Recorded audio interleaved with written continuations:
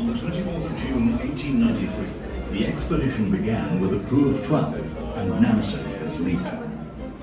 The Fram was sailed close to where the Jeanette was wrecked, and as expected became locked in the ice. The drift began. A 3-year odyssey, including Nansen's expedition with Johansen attempting to reach the North Pole. Nansen was a scientist and an extensive scientific survey was scheduled. This expedition further enhanced his status and helped unify the Norwegian nation as it moved towards independence. Roald Amundsen, since boyhood, had been fascinated by John Franklin's expedition and tragic fate to discover the Northwest Passage. And it was then that Amundsen's idea of making the first transit through was born. This was also to be a science mission. The plan was to observe the current position of the North Magnetic Pole. The Ewer was bought in Tromsø, northern Norway, in 1901. A small crew of 6 were hired, and the journey began. After 2 stops on the west coast of Greenland, Amundsen wintered in a small harbour he named Ewerhaven, and from here scientific observations were made. In 1905, Amundsen resumed the voyage and took the Ewer through the unsolved link of the Northwest Passage, and thus he had achieved his ambition.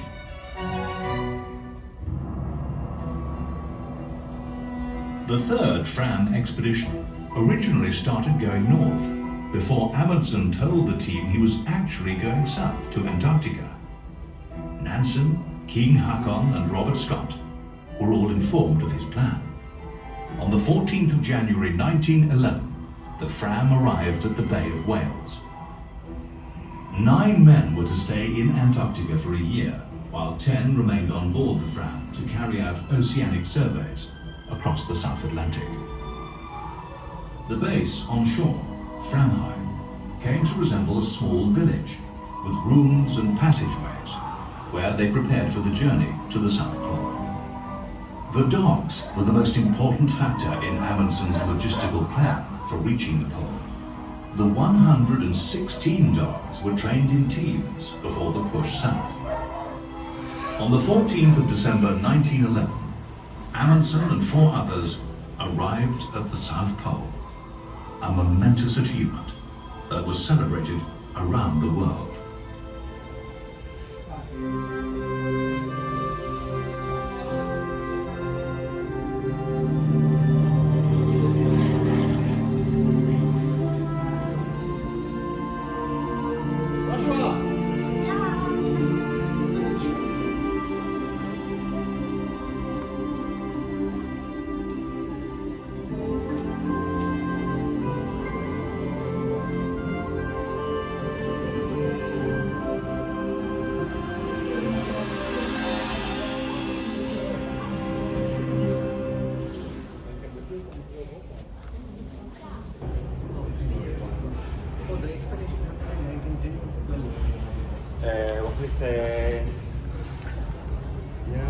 That was the second one, I think. Oh, Antarctic, the North Pole was here. oh, so the first one happened here. Yes. This is North Pole. And then the other one.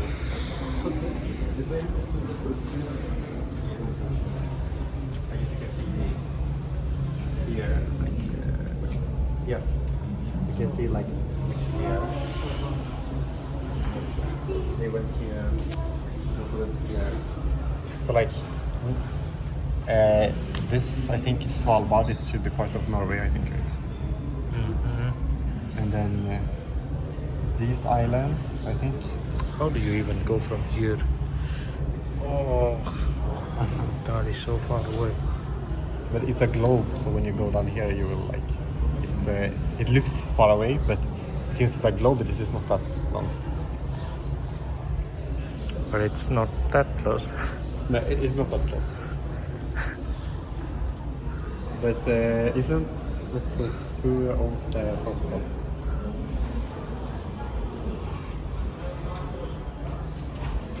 Okay, let's keep moving maybe. Yep.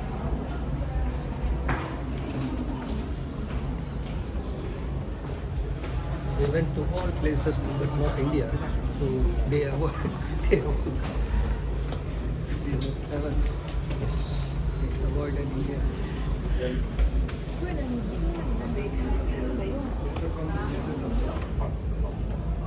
And then Argentina is next to number 5 in this one. Still they have Norway has a sport.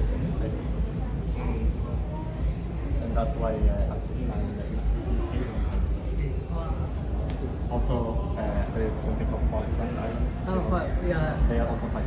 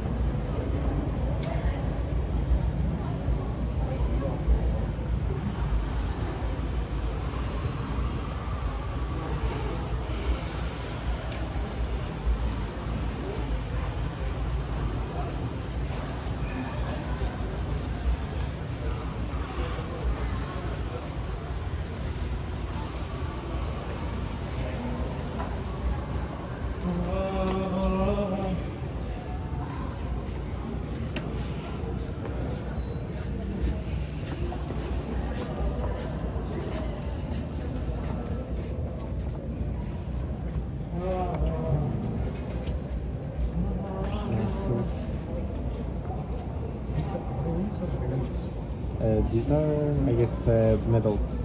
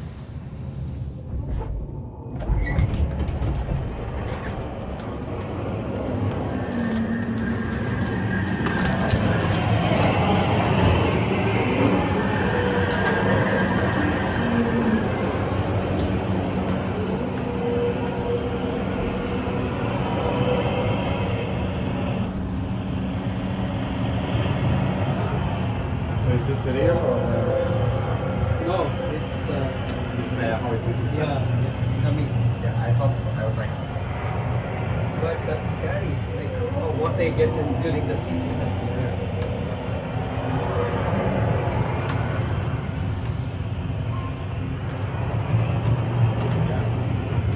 let's go to the south pole.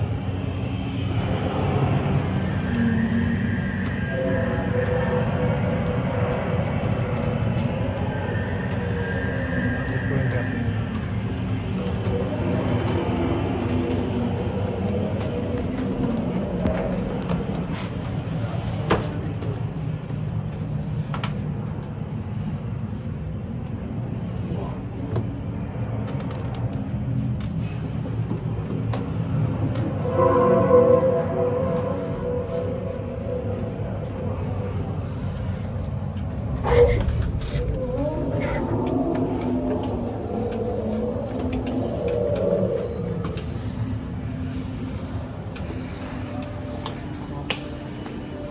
This way.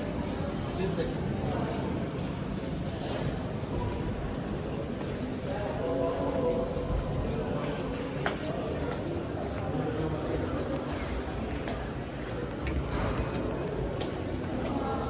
저리가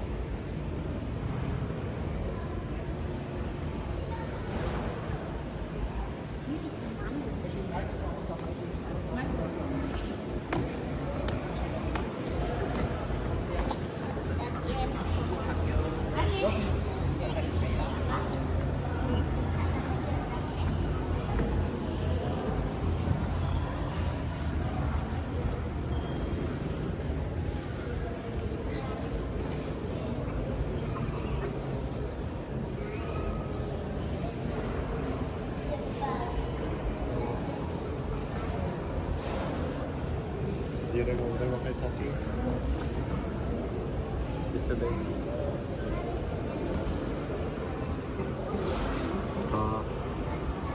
I don't know.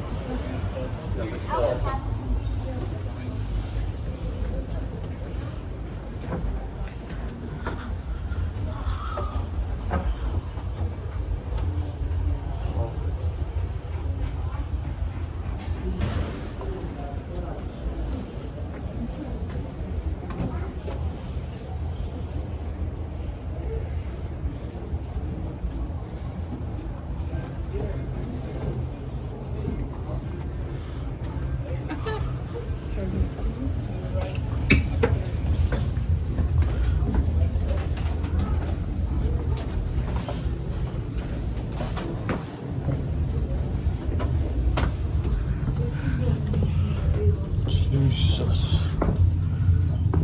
Bruh, I got scared.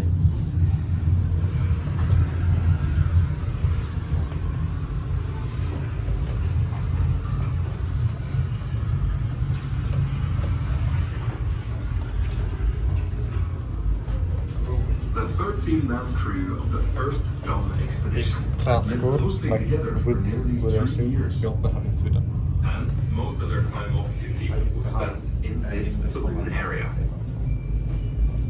Nansen himself had a separate office beside the chart room on the half deck above, while the galley lay on the same level forward of the saloon. Heating was provided by a paraffin oven located between the two aft cabins, and electric lighting was powered by the windmill on deck, with additional paraffin lamps when needed. There was little separation between officers and crew, and all the men, except the cook and his assistant, ate meals together around the saloon table. Only Nansen, Sverker, Scott Hansen, and Blessing had personal cabins. The two larger aft cabins, although small, were designed for 4 men each. But during the expedition, one actually slept 5.